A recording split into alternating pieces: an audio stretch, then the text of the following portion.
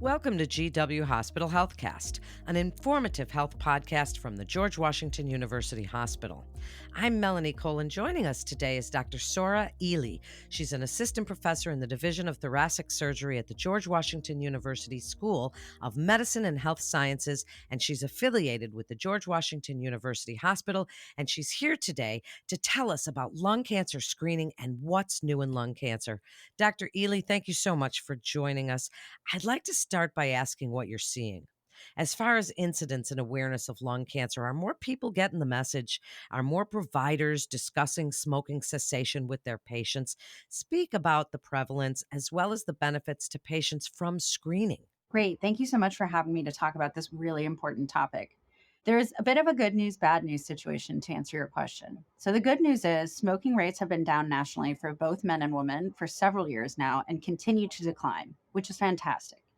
However, in terms of people getting the message and providers talking about screening with their patients, we have not gotten there.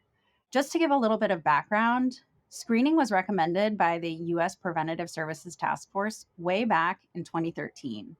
And so it's been more than a decade. And in that time, we have only achieved 4.5% screening rate nationally, based on the American Lung Association's estimates last year. That's crazy. Compare that to other cancers that we screen for and are well known, like breast cancer and colon cancer. The screening rates for those cancers nationally are over 76%. So we are way behind the ball on lung cancer screening. For incidence of lung cancer, it actually occurs less commonly. The three most common types of cancer in the US for incidence are breast and prostate cancer, colon cancer, and lung cancer. However, the number of deaths in the United States caused by cancer is the reverse order. Lung cancer is the number one cancer killer in the United States and actually in the world. Every year, lung cancer kills more patients than breast cancer, prostate cancer, and colon cancer combined. So we really have a long way to go on increasing our screening rates for this deadly cancer. Wow, those are some sobering statistics. Speak about low dose CT lung cancer screening. What's that screening like? Because people hear the word screening, they're not so sure they want to go through with it. Tell us a little bit about it. So one of the things that we like to focus on is that the foundation for the recommendation for lung cancer screening with the low-dose CT scan actually came out of a huge randomized trial here in the United States that showed a 20% reduction in lung cancer mortality for folks that got screened. And that was only with 2 screening cycles. And the study was so promising, it was stopped early because it was considered unethical to leave patients in the control arm not getting these scans. I honestly think today that the survival benefit would be even greater with the new therapies and techniques that we have. Nevertheless, even with the older data, that is the statistic. The actual screening is pretty quick and painless, especially considered to other types of screening. The low dose CT scan, all that means is that we use techniques to use a very low radiation dose for the CT chest compared to a standard diagnostic CT chest. It takes less than a minute in most scanners. It's not an enclosed space. You just pass quickly through the donut, and there's no IVs, no special preparation, no fasting, no procedures involved. It's just one CAT scan one time a year. Wow, it really doesn't sound that difficult. Again, questions that patients might want to know is their radiation exposure. Associated with this screening, are there any risks to it at all? Yes. So all CAT scans do involve a little bit of radiation, but with the low dose techniques we use for these low dose CT scans, you get only about 1/5 the dose of a standard CT chest.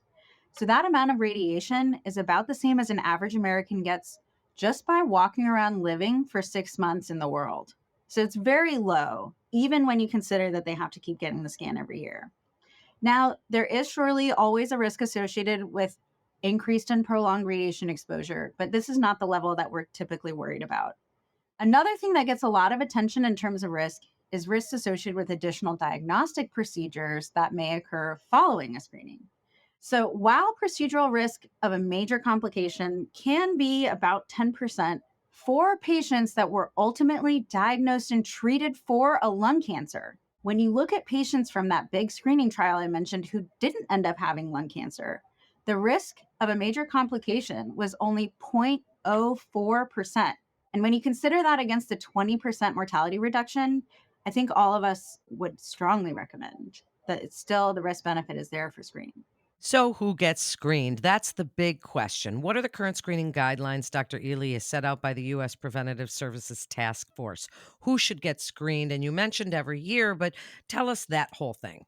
Right now, the current guidelines, which were last updated in 2021, recommend that individuals between the ages of 50 and 80 who have smoked at least 20 pack years, and people get sometimes hung up on pack years. All a pack year means is that you take the number of packs per day you were smoking and multiply that by the number of years you were smoking. People also get hung up because they're like, oh, well, I smoked different amounts over the time that I smoked. No big deal. Take your best guess average or take the amount that you were smoking for more of the time and multiply that by the total number of years you were smoking. So, an easy example is, let's say a person was smoking a pack per day for 20 years. One pack times 20 years is 20 pack years, and they qualify for screening. Another example is, let's say you're someone who smoked only a half pack a day, but maybe you smoked for 40 years. So, one half times 40, you still hit the 20 pack year mark. And then the last qualification is that you have to still be smoking or have quit less than 15 years ago. In other words, you can't have quit more than 15 years ago. The reason for that is that your lung cancer risk does gradually decline after you've quit smoking, although it does not ever return to never smoker rates. So, just to recap, very simple criteria. Between ages 50 to 80, have you smoked a total of 20 pack years? And have you quit less than 15 years ago? That's it. I love the way that you cleared that up for us and the way that you described that because people do get confused about what those pack years mean. And I've heard that a lot of times. So thank you so much for stating it so clearly. And if we start at age 50 with the annual CT lung screening among eligible patients, do they ever discontinue screening? And is it every single year or is that based on risk factor and everything that made them eligible to get it in the first place? Well, everyone, no matter their risk factors, currently the recommendation is to get screened every year. And that's really important for achieving the risk reduction that we see with lung cancer screening. It's very important that patients don't just come for one scan and stop, or that they don't miss scans, that they should come back every year. Just like you would for a mammogram, just like you would for a stool test if you're not doing colonoscopies, just like a lot of other tests that we do every year with our doc, it's one time a year. As far as when to stop, this is an area of some discussion. So, strictly by the guidelines, right now, we should be stopping either when they're more than 15 years after quitting. So, for instance, if someone quit when they were 50, they were eligible for screening at the start, but they would technically lose their eligibility at age 65 after it had been more than 15 years since they quit. The other factor is the upper age limit, or 80 years old. So, by current guidelines, right now, USPSTF recommends stopping screening at 80 years old. However, for a lot of other cancers, honestly, most other cancers, there's no hard stop age or date for screening in the recommendations. More so, recommendations for other cancers look at things like how healthy is the person in question. Just because the person is over 80 years old, if they're very healthy, robust, and someone who could easily withstand a curative therapy for their cancer, there's no reason that we shouldn't be screening them. So, right now, by strict guidelines, the short answer is more than 15 years after quitting, if that occurs before the upper age limit or at 80 years old, the USPSTF guidelines indicate that you should stop screening. So we've talked about screening. Now, the dreaded results. Dr. Ely, what happens if something is found on the CT? And you and I have discussed lung nodules before. So I'd like you to speak about whether those are what's found or if it is something worse. Tell us a little bit about what those results show, who reads them. Tell us about that. This is one of the scariest parts for our patients who are considering entering screening or who are continuing with their screening. Everyone's always afraid of them finding something. Now, I think the fear is greatest on the first scan because you haven't had a bunch of scans to prove that you were healthy and clean before that. But the short answer is all of our scans are read by expert radiologists, and a majority are actually read by a fellowship trained chest radiologist who specializes in that area. All of our radiologists use something called the lung rad system. This is basically a formalized way of reporting the findings and categorizes the findings into a risk stratification. So the lung rad score is really important in how we manage those findings. The first step is that we talk to the patient and let them know what was found and what to expect. The next step is that we evaluate those findings either in our thoracic surgery clinic with me or my partner by a thoracic surgeon, and or we present that patient at our thoracic tumor board and get a multidisciplinary expert consensus opinion before we even see them in clinic. Most of the patients eventually, if they have a concerning finding, will ultimately get presented in our thoracic tumor board so that we can get those multidisciplinary recommendations. Those are associated with better outcomes and better survival.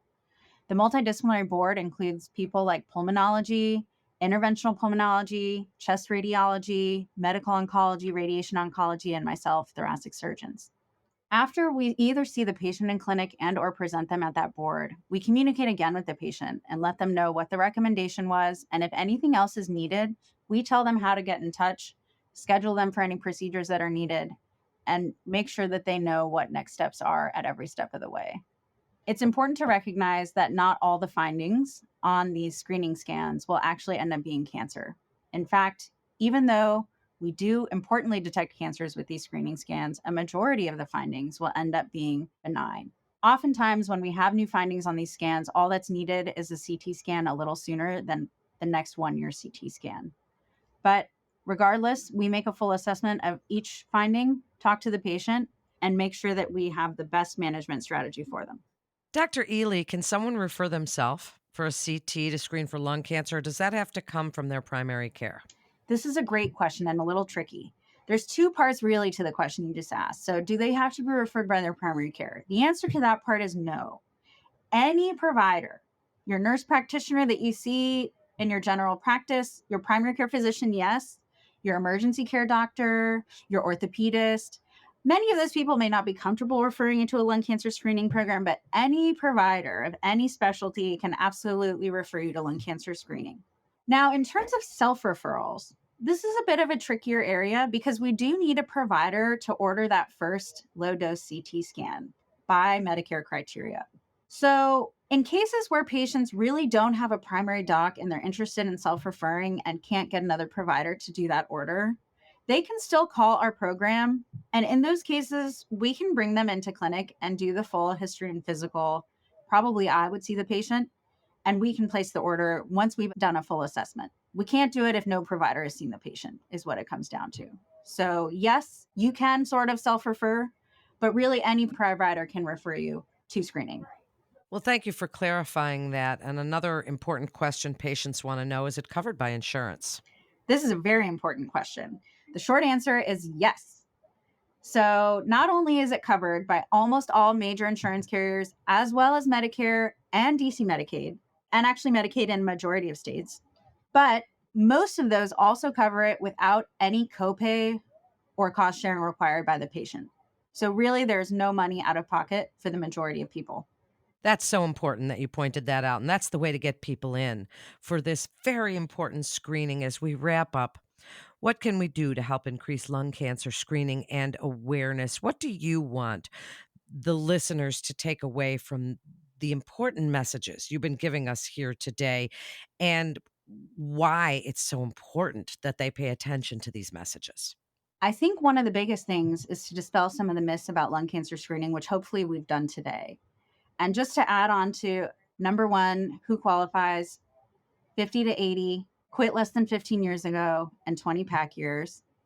But also just a reminder about how easy it is to be screened. It's only once a year. The scan takes less than a minute. There's no IVs, no nothing. And like we just talked about, this is fully covered by almost all insurances. So I think some of it is just remembering those key factors.